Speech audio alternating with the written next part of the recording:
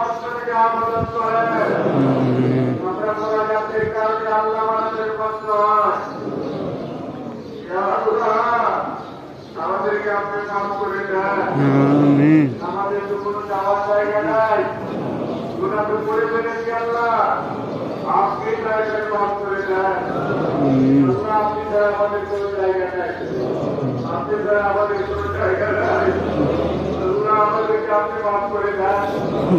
আমাদের অন্তরের ব্যাপারে দুনিয়ার মোহ এবং ক্ষমতার মোহ অন্তর থেকে দূর করে দেন। অন্তর থেকে দুনিয়াকে বিলুপ্ত করে দেন। আল্লাহ, আমাদের অন্তরে আপনার মহব্বত ঢুকায় দেন।